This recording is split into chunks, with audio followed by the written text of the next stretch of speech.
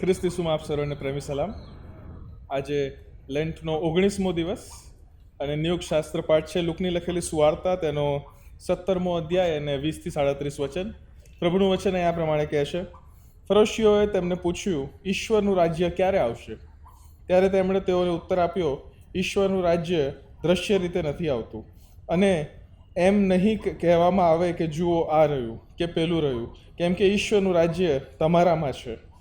તેમણે શિષ્યોને કહ્યું, એવા દિવસો આવશે જ્યારે માણસના દીકરાના દિવસોમાંના એકને તમે જોવા ચાહશો, પણ તમે જોશો નહીં.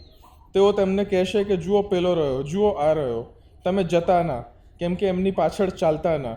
કેમ કે ચમકતી વીજળી એક દિશાથી બીજી દિશા સુધી આકાશમાં પ્રકાશે છે, તેમ માણસના દીકરાનું પોતાના સમયમાં થશે. પણ તે પહેલાં તેને ઘણું સહન કરવું પડશે, અને આ પેઢીથી તેને ન પસંદ થવું પડશે. કેમ કે નૂહના દિવસોમાં જેમ થયું તેમ જ માણસના દીકરાના દિવસોમાં પણ થશે. નૂહ વહાણમાં પ્રવેશ્યો અને જળ પ્રલય આવીને બધાનો નાશ કર્યો. તે દિવસ સુધી તેઓ ખાતા પીતા પરણતા પરણાવતા હતા. તેમ જ લોથના દિવસમાં પણ થયું. તેઓ ખાતા પીતા વેચાતું લેતા, આપતા રોપતા બાંધતા હતા. પણ લોથ સદોમમાંથી નીકળ્યો તે દિવસે આગ તથા ગંધક આકાશમાંથી વરસ્યા, અને તેથી બધાનો નાશ થયો. જે દિવસે માણસનો દીકરો પ્રગટ થશે તે દિવસે તે જ પ્રમાણે થશે. તે દિવસે જે ધાબા પર હોય અને તેનો સામાન ઘરમાં હોય તો તે લેવા માટે તેને નીચે ઉતરવું નહીં.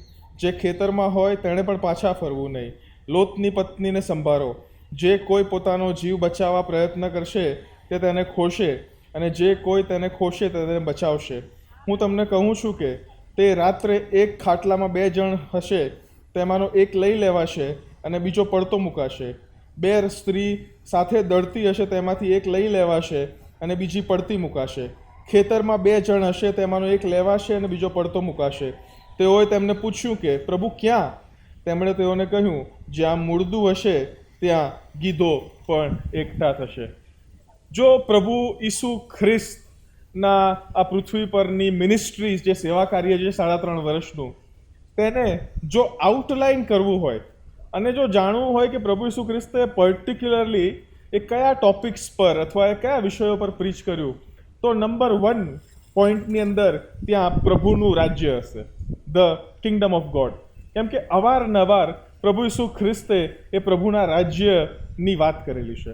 નોટ ઓન્લી ધેટ, પ્રભુ ઈસુ ખ્રિસ્ત પહેલાં પણ જે યોહાન બાપ્તિસ્મી આવ્યો તેણે પણ તે જ સુવાર્તાનો પ્રચાર કર્યો કે પસ્તાવો કરો, કેમ કે સ્વર્ગનું રાજ્ય પાસે છે. પ્રભુ ઈસુ ખ્રિસ્ત પણ તે જ કહે છે, કેમ કે પસ્તાવો કરો, કેમ કે પ્રભુનું રાજ્ય પાસે છે.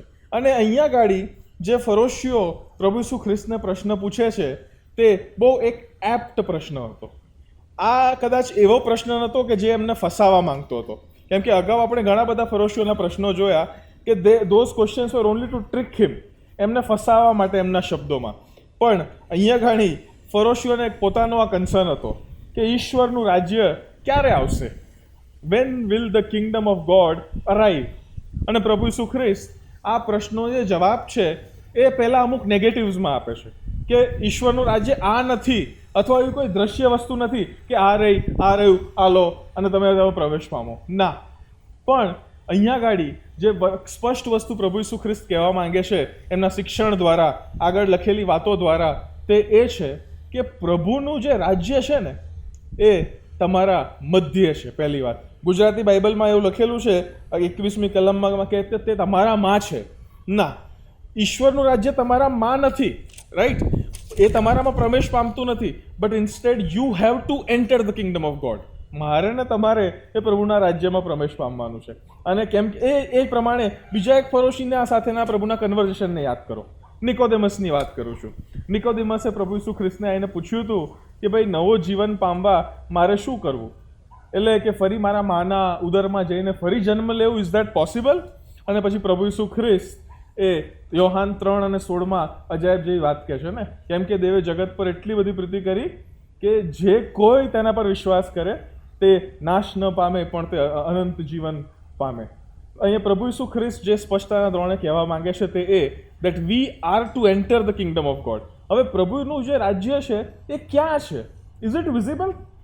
ઘણા બધા પ્રચારકો તમને પેલા નવા જેરુસલેમની થિયરીઝ કહેશે કે સ્વર્ગમાંથી ઉતરવાનું છે અથવા વગેરે વગેરે પ્રભુનું રાજ્ય. બટ પ્રભુ ઈસુ ખ્રિસ્ત બહુ સ્પષ્ટતા ધોરણે કહે છે, અને પ્રભુ ઈસુ ખ્રિસ્ત અત્યારે જ્યારે યરુશલેમ ભણીની યાત્રામાં છે ત્યારે સ્પેસિફિકલી અમુક વાતો આપણે અગાઉ જોઈ, અમુક ચમત્કારો મેં તમે અગાઉ જોયા કે જે નિયમ the law was not able to do that, but the Lord was able to do that, right? અને that is the sign that the kingdom of God has come. અને એ પ્રભુનું રાજ્ય હાજર છે અહીંયા, તેની એક ચિહ્ન હતું, તેની એક નિશાની હતી મારા વાલાઓ. પ્રભુ ઈસુ ખ્રિસ્ત મને તમને કહેવા માંગે છે કે જો રાજા પોતે એ અવતર્યો હોય, જો રાજા પોતે એ પૃથ્વી પર આવ્યો હોય, તો પ્રભુનું રાજ્ય તો અચૂક આવ્યું જ છે. But at the same time પ્રભુ ઈસુ ખ્રિસ્ત એક એવા ટાઈમ તરફ પણ પોઈન્ટ આઉટ કરે છે કે જ્યાં પ્રભુનું રાજ્ય એની ફૂલફિલમેન્ટમાં આવશે. એટલે કે જ્યાં ગાડી પ્રભુનું રાજ્યની પરિપૂર્ણતા થશે, એ રાજ્ય સંપૂર્ણ રીતે એ પ્રભુના હાથમાં હશે મારા વાલાઓ. અહીંયા ગાડી પ્રભુ ઈસુ ખ્રિસ્ત કહેવા માંગે છે that the kingdom of God is here yet coming. એટલે કે પ્રભુનું રાજ્ય અહીંયા છે, પણ હજી એની પરિપૂર્ણતા, હજી એનું કલ્મિનેશન આવ્યું નથી. પ્રભુ ઈસુ ખ્રિસ્ત મને તમને સ્પષ્ટતાના ધોરણે કહેવા માંગે છે કે તે જે દિવસો હશે ને, તે નૂહના અને લોટના દિવસો સમાન હશે, જ્યારે પ્રભુનું રાજ્ય આવવાનું હશે એની પરિપૂર્ણતામાં, કે જ્યાં લોકો ખાતા, પીતા, પરણતા, પરણાવતા. દેટ મીન્સ કે એ એકદમ નોર્મલ સમય હશે. એવું લાગશે નહીં કે ભાઈ આ સમયે પ્રભુ આવશે, પણ એવા સમયે પ્રભુ ઈસુ ખ્રિસ્તના આગમનની વાત છે. પ્રભુ ઈસુ ખ્રિસ્ત એ હિન્ટ કરે છે that the culmination or the perfection of the kingdom of God will happen when no one will expect it to happen. એટલે કે બધું નોર્મલ યુઝ્યુઅલ ચાલતું હશે, એ ખાવાનું, પીવાનું, પરણવાનું, પરણાવવાનું અને આગળ વગેરે વગેરે બધી વાતો. બટ જ્યારે એ આવે, જ્યારે it takes you by surprise, ત્યારે મારે ને તમારે ખ્રિસ્તી વ્યક્તિઓ તરીકે સરપ્રાઇઝ થવું જોઈએ નહીં, કેમ કે પ્રભુના વચનમાં તેમણે મને તમને આ ચિહ્નો પહેલેથી આપેલા છે. So if everything is seeming to be very normal, we have to be all the way more careful my dear friends.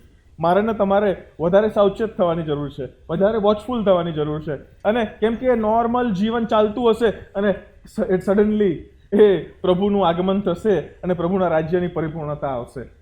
Late us remember કે આપણે જ્યારે અહીંયા હાલમાં પૃથ્વી પર જીવી રહ્યા છે ને, ત્યારે પરિપૂર્ણતા આવે ત્યાં સુધી we are all the citizens of the kingdom of God. કેમ કે ખ્રિસ્તી વ્યક્તિઓ તરીકે હું ને તમે એ પ્રભુના રાજ્યમાં પ્રવેશ પામેલા લોકો છીએ, હું ને તમે એ પ્રભુના રાજ્યના નાગરિકો છે. માટે we have to live our lives in a way that makes impact. કે જે આજુબાજુની દુનિયાવાળા, હે ને, બહારની દુનિયાવાળા જોઈને કહે કે ભાઈ આ ખ્રિસ્તી વ્યક્તિ છે, he has Christ in him, અને એ પ્રભુના રાજ્યમાં પ્રવેશ પામેલી વ્યક્તિ છે. What difference is this? શું ફરક છે, શું તફાવત છે બહારની દુનિયામાં અને પ્રભુના રાજ્યના નાગરિકોમાં? The only difference is Christ. Christ is the only difference. અને પ્રભુ ઈસુ ખ્રિસ્ત જ્યારે અહીંયા વધસ્તંભ ભણીની યાત્રામાં છે, અને પ્રભુ ઈસુ ખ્રિસ્ત જ્યારે એ યરુશાલેમ ભણીની યાત્રામાં છે, ત્યારે મને તમને કહેવા માંગે છે કે ખ્રિસ્ત એકમાત્ર યુનિકતા છે, યુનિકનેસ છે, જે ખ્રિસ્તી ધર્મને આખા દુનિયાથી અલગ પાડે છે. Because Christ came on this earth not for himself. Christ lived on this earth not for himself. Christ did nothing out of selfish ambitions, right? Philippi 2:5-11 તમે વાંચો. તેમણે પોતાની જાતને ખાલી કરી દીધો. He emptied himself. The doctrine of kenosis. Kenosis તમે જાણો છો, કેનોટિક ક્રિસ્ટોલોજી. અને પોતાની જાતને મરણ સુધી, વધસ્તંભ પરના મરણ સુધી ખાલી કરી દીધો. અને એમણે મારા તમારા માટે પોતાનું જીવન આપી દીધું એ વધસ્તંભ પર, જેની તરફ આપણે આગળ વધી રહ્યા છે. Let us remember my dear friends, પ્રભુનું રાજ્ય એ મારા ને તમારા મધ્ય છે, તેમાં મારા ને તમારે પ્રવેશ પામવાનો છે. અને જો પ્રવેશ પામી ચૂક્યા છે, તો મારે ને તમારે we have to live impactful life. કે જ્યારે રાજ્યની પરિપૂર્ણતા આવે, જ્યારે લોકો ખાતા, પીતા, પરણતા, પ્રણાવતા હશે, અને પરફેક્શન જ્યારે તેનું આવશે, એ સમયે વી શુડ બી વોચફુલ કે આપણે ટેકન બાય સરપ્રાઇઝ ના થઈ જઈએ મારા વાલાઓ. The kingdom of God is here amidst us, and the kingdom of God is going to come. Let us be prepared. આવો આપણે એની તૈયારીમાં આપણા જીવનોને જીવીએ. પ્રભુ આપ સર્વને આશીષ આપો. આમેન.